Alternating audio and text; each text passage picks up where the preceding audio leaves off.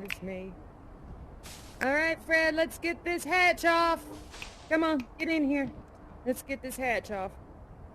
Oh, it's been awful challenging recently. Now, the bottom one, so don't forget the bottom one. All right. Do you want to use a can opener? Does this look like a can to you? I don't think so. And yeah, all right, Fred, let's get in here and pull this thing off on the count of 3. 1, 2, 3, pull. It's stuck, doesn't it? Oh, darn it. Yeah, everyone, get on in here and help me with this. We're going to try to muscle it off, all right, everyone? On the count of 3. 1, 2, 3, pull. Ow!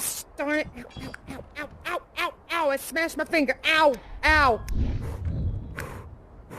Oh, my God. Ow. That hurt. That smarted. I'm going to pretend like it's not hurting at all. I'm not going to pay any attention to it. Thank you. That's so much better. Oh, breathe. Okay. You know what I'm going to do? I'm going to tell you all a story to get my mind off my stupid finger. All right? I'm going to tell you about the first time I ever felt like I was flying. I must have been 7 years old. Went down to my grandmother's cellar. And in the cellar there was this sled. It was all broken and moldy. And I spent all summer fixing it up. And then my sister Midge and I, we waited all winter for it to snow. And when it did, we ran out of the house so fast. Grandma's yelling, "Don't you be belly flopping like them boys." I didn't pay her no mind. We ran to the highest hill we could find, just like this one here. It's very high, isn't it? It gives your belly a little butterflies, right? We ran to the super high hill. Yes, exactly. And we belly flopped on that sled. We slid down that hill all the way down to the bottom. But at the bottom, there was a road. And around that road came a horse and buggy. I kid you not, slid right underneath that horse's belly. I scared the horse more than I thought I'd scare myself. I brushed myself off. I looked up at the sky and I yelled to my sister Midge, "It feels like I'm flying." And then I thought, why is that the domain of men? Women should try as men have tried. And if they fail, well, let their failure be but a challenge to others. Exactly. And that is probably why I am the famous Amelia Earhart today. Thank you so much. Oh, what a joy. So, what would you like to do, Fred? Would you like to go into the past and think about a memory? Would you like to go down to the pools and let me give you a tour? Would you like to go to the island and do a little hula dance? What do you think, Fred? What's your preference? You choose. You want to go where?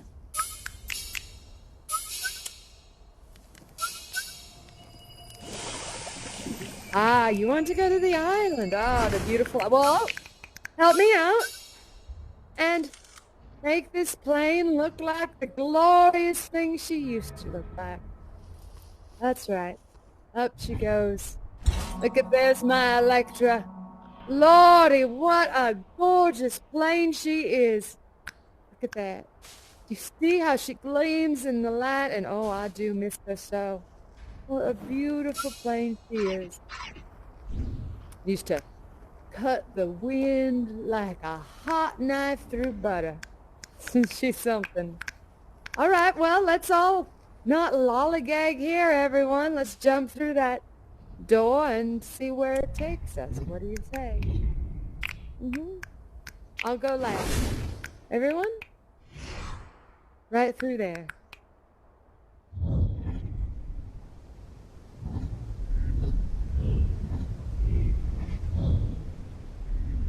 Ah, here we are. There's everyone. Hello. Hi. That's right. Now, I used to come to these islands. Fred and I often would come to these islands. Where is Fred? Where'd Fred go? Fred! There you are. Okay. So remember how we would come to these islands and they would be just so relaxing and beautiful. In the middle of those flats, they'd treat us like kings and queens. Like, oh, they would feed us and bring us drink and they'd do performances for us, wouldn't they, Fred? Yes, they would. It was amazing. In fact, there was some dances and performances. Yes, hulas, that's right. Yes, you remember there was the symbol for like waves. Could you do the symbol for waves?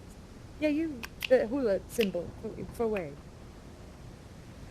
You don't remember? It's simple, waves. Yes, that's right. There you are. And for rain, Do you remember the rain, how it went for rain? Of course you do. It's, you know, it's just rain. Rain. That's right. In fact, Fred was quite the hula dancer there, you know? It's always getting the ladies all excited and riled up. Am I right, Fred? Right? Right? Yes, well, I'm always drinking that one. You know, never missed a good party, staying up late with the locals and all that. Yeah, no, there was rain, and then there was the sunrise, and the sunset. That's right. And all of these songs would tell a story. A lovely story about... Well, why don't you do it, Fred? Come on up here and do a little hula dance. I'll just... You go ahead and do it, and I'll interpret it. Okay, so... That's right. So once the waves were here, and the waves were there, and upon the wavy shore was a sunset and a sunrise. Then the rains came, a great big storm that washed up on these waves a beautiful maiden with long flowing hair and beautiful eyes. And the villagers thought this maiden was beautiful and a magical creature, this maiden. And she was enamored by those in the village, wasn't she? Seeing all of those here in the village, she wondered what it might be like to leave the sea and to come and live on the land like these others did. So, the locals got together and decided to try to woo her into staying. So up came the most auspicious head, the mayor. Yeah, don't look around, it's you, because of the hat. You know, you look very... The mayor of the town stepped right on up to the maiden and he says, "Well, hello and welcome to our lovely village. We appreciate that you've joined us, and we would like for you to stay. In fact, I would offer my hand in marriage if you would stay in this beautiful island." Gosh, really, I don't know what to say. It is something that I will consider. And he walks off. And then up comes the jester in the town, the clown of the town, the one with a sense of humor, and he says, "Oh, lady, what a brave and beautiful, lonely place you have washed up to. Come here and join us. We are a fun and happy people. We like to dance. We like to sing. We like to have a good time. Please, my dear damsel, if you were here, you would never be lonely. You would have wonderful nights and evenings of community and fun. I promise you. Would you take my hand in marriage? If you would stay?" Let me think about it, says the lady. Says our beautiful maiden washed up from the sea. Maybe she has a tail, maybe she doesn't. And then up comes the beautiful maiden from the town, who's the most beautiful in the town until this lovely creature washed ashore. And she says, "Oh, please stay. Please stay, because I could use a friend. I would love to have a friend to talk to, and who would understand what it's like to live here. And I would like to understand what it's like to live in the sea. Please stay. Well, I cannot offer you my hand. I would offer you the hand of my brother. You see, my brother is a ship captain back there. Come closer. Come closer, Gerald. This here is Gerald, my brother. He's a ship captain. He could take you out to sea sometimes when you get lonely, but then you could stay here and be my friend. And he's very clever, if somewhat quiet." "Oh, well, I will think about it. But thank you for the generous offer." And Gerald says, "I hope you will consider it." See, he's awfully quiet this time. And then from out in the fields, from far away, comes our traveler, the one who is a trader from town to town. And he walks up to the maiden. He says, well, if you stay, my dear maiden, I will take you from town to town. I will show you the world. I will show you all the villages that have people living in them.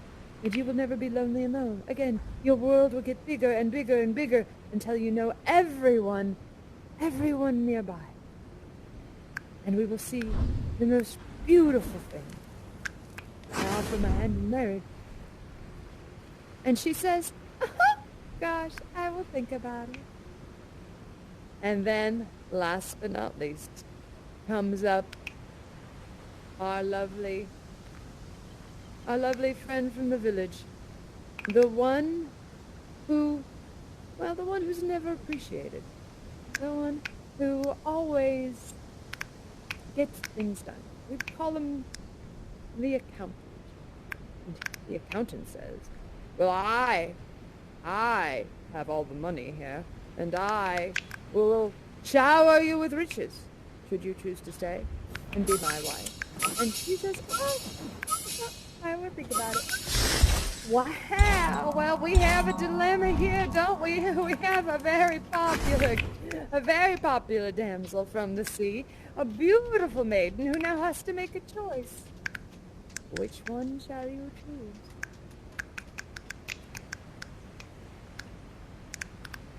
Oh, walk on up to them so they know for sure that you've chosen them. Ah, I see. Our lovely maiden has gone for the riches. Oh, and we've left in her wake a bunch of unhappy and very sad, sad romance heartbreak. Oh, there it is. What a silly story. I don't know. Is there an end to the story? You tell me, Fred. Was there an end? I don't remember. It just kept going on and on and on. I remember that was a rather long night. Wait, don't kill. Oh, I see. Well, there's the twist. The real quiet one from the ship sneaks up behind the maiden with a knife and decides that he's gonna kill her. Who knows why? I don't know why. So he kills the maiden and she dies. That's right. Everybody's sad. Oh, then the sister goes after her brother and kills her brother, and he dies. Well, there we go. There's the ending to our story. I don't think that's the real ending. I don't think anybody actually died. Oh, wait. Oh, we have... that's the head. That's the grave. Oh, you all are so clever. This has been fun, y'all. Oh, yes, who are we mourning? Are we mourning the brother, or are we mourning we're mourning the maiden, of course, right? All right, well, maiden, get on in there and be mourned. Go on. Come on, Fred, play along. Yeah, that's right. Get on in there. All right. So up to the lovely gravestone walks the sister, and she says, I'm so sorry, dear maiden. I don't know why my brother did that. Obviously, he was overtaken by some evil spirit. I'm so sorry. I hope you could forgive me. I did avenge your death, but I'm not, there's nothing I can do to bring you back. And then the mayor of the town, our lovely mayor, says, oh, I am so sorry that you came to this town and died in our village. Won't that I could return you back to the way you were before? I would. And then up comes our humorous gentleman who says, if I could make you laugh, so no one would shed a tear, I would do so. And he steps away. Very dramatic from a humor person. All right, and then up comes the trader from the villages, and he says, I wish I could have shown you the world. I could have shown you the world. And he walks. And then, last but not least, a rich person who says, I would have showered you with jewels. You were such a beautiful person inside and out. I would have showered you with love. Oh, that's lovely. So, all the villagers get together. They create a ritual. And they start throwing all these beautiful flowers around. And they throw them on the grave. They say a chant and then they go in a circle. Almost as if possessed. They do. All the way around the circle they go. Until they get back what they were hoping that they could be. And this outpouring of love brings our beautiful maiden back from death. And everybody's happy. Except, of course, the brother who's dead over in the corner. Oh, no, don't. It was just a silly story. Come on back. Well, this is lovely, you all. You made us such a fun little... Yeah, the village, it just had sort of a thing going like that, right? I mean, I think I had too much of their concoctions to really remember how it went. Come join us, friend. That was fun. Yeah, to really remember how the actual stories went. But it was beautiful, wasn't it? So far from the hustle and bustle of Los Angeles, you know. That's where we normally are with the pictures and the interviews. I mean, I'm certainly not as famous as the movie stars, but sometimes I get quite the attention, usually when I'm getting ready to do another leg of the journey, but I wish we hadn't taken that last journey, Fred. I was only a month away from my 40th birthday, and we both had our whole lives ahead of us. You were always so loyal. You know, that makes me kind of sad, you all. I'm gonna go be by myself for a while. But thank you for your company. This has been really lovely. Oh, a hug. Thank you, everyone. Thank you. You're so kind. Goodbye.